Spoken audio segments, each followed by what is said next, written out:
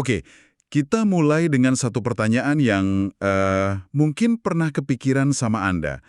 Kenapa sih ada negara yang kayaknya royal banget sama jaminan sosialnya, sementara negara lain seolah bilang, maaf ya, urus dirimu sendiri?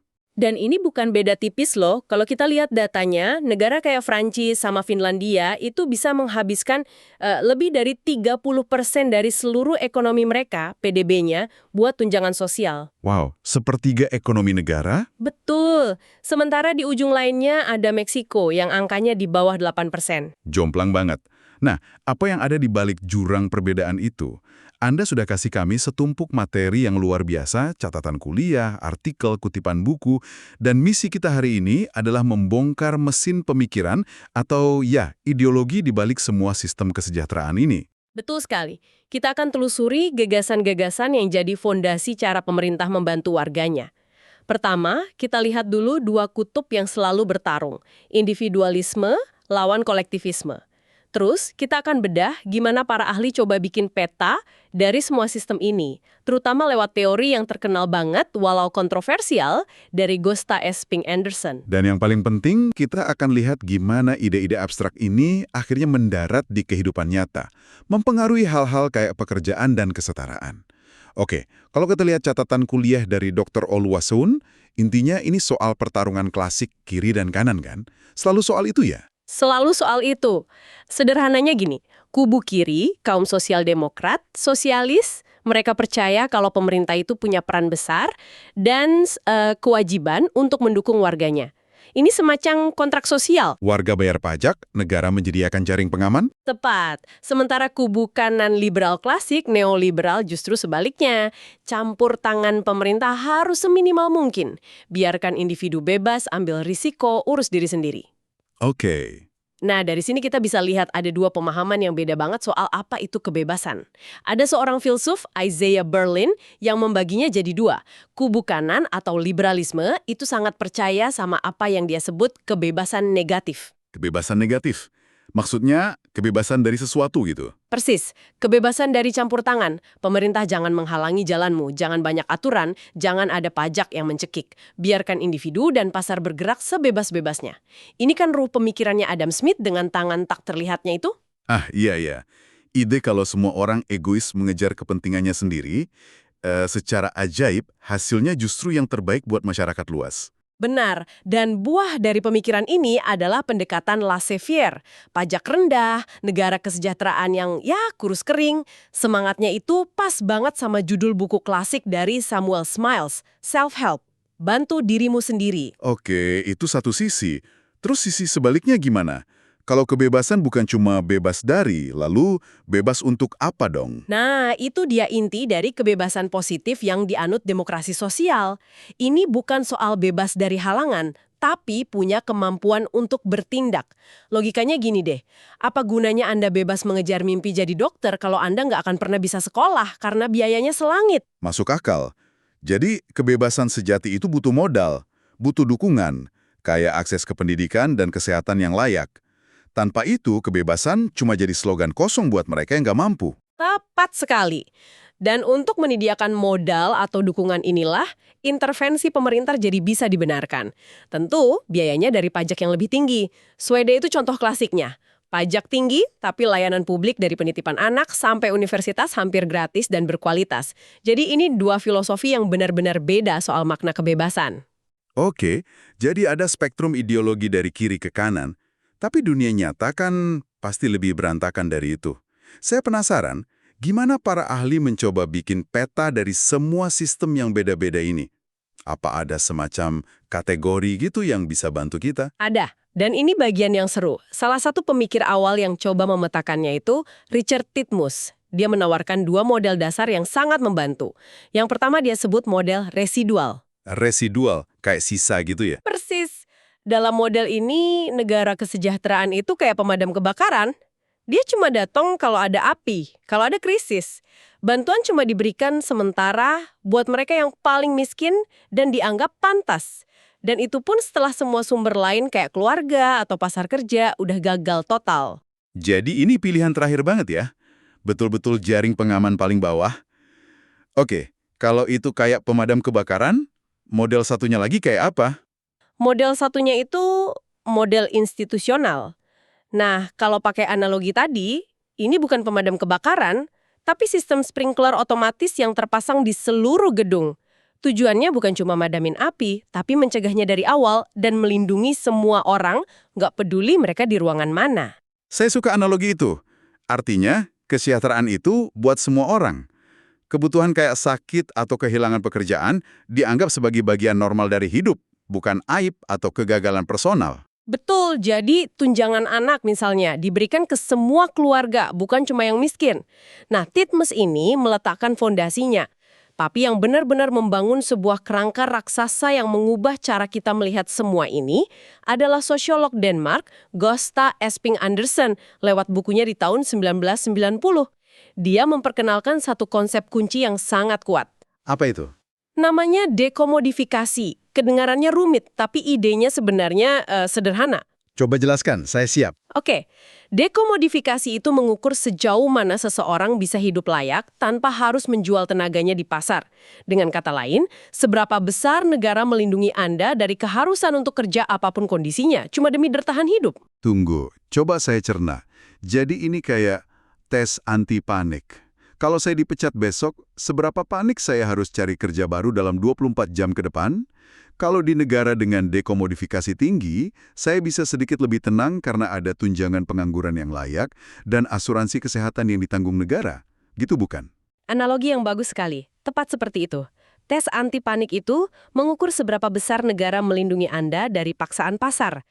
Nah, berdasarkan tingkat tes anti panik ini dan faktor lain, Esping Andersen membagi negara-negara maju menjadi 3 dunia atau rezim. Oke, mari kita bedah satu persatu. Dunia pertama. Dunia pertama itu rezim liberal. Contohnya AS, Inggris, Australia. Di sini, tingkat dekomodifikasi atau anti paniknya rendah. Bantuan negara minimal dan seringkali berbasis means tested. Means tested itu apa ya? Artinya, Anda harus buktiin dulu kalau Anda benar-benar miskin untuk bisa dapat bantuan. Harus isi formulir, nunjukin slip gaji, dan proses birokrasi lainnya. Akibatnya, sering ada stigma sosial yang nempel di penerima bantuan. Di rejim ini, pasar adalah raja. Oke, itu rezim liberal. Dunia kedua? Dunia kedua adalah rejim konservatif atau korporatis. Ini khas negara-negara Eropa daratan, Jerman, Prancis, Italia. Tingkat dekomodifikasinya menengah. Nah, yang unik di sini, hak atas tunjangan itu sangat terikat sama status pekerjaan dan kontribusi Anda selama bekerja. Jadi seorang insinyur dengan masa kerja 30 tahun di Jerman bakal dapat tunjangan pensiun yang jauh beda dari seorang kasir supermarket. Bukan soal pemerataannya. Sama sekali bukan. Tujuannya justru untuk mempertahankan struktur dan hierarki sosial yang sudah ada. Dan yang menarik, sistem ini seringkali sangat didasarkan pada model pencari nafkah pria tradisional. Negara-negara Skandinavia. Tepat, rezim sosial demokratik, Swedia, Denmark, Norwegia. Disinilah tes anti panik memberikan hasil paling menenangkan. Tingkat dekomodifikasinya paling tinggi. Tunjangan bersifat universal, berlaku untuk semua warga negara, kaya atau miskin, dan nilainya besar. Tujuannya jelas, kesetaraan, solidaritas, dan secara aktif meminimalkan ketergantungan individu pada pasar.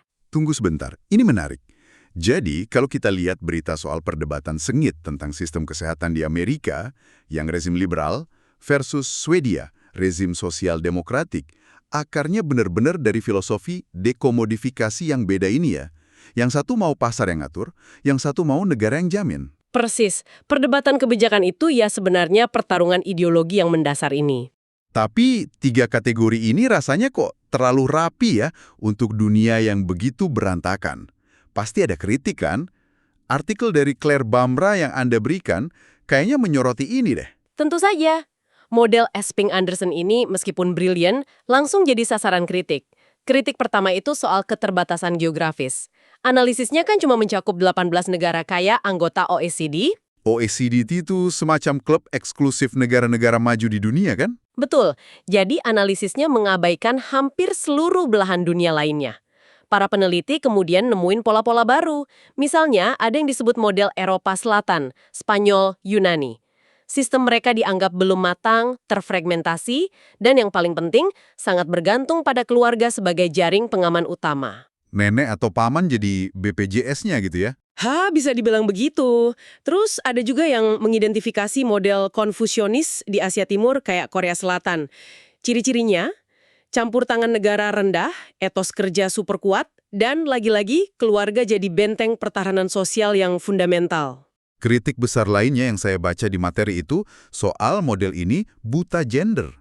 Ini kedengarannya fatal banget sih. Maksudnya gimana?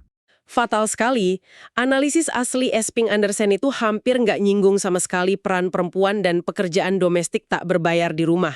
Padahal itu kan fondasi dari seluruh sistem kesejahteraan ya kan?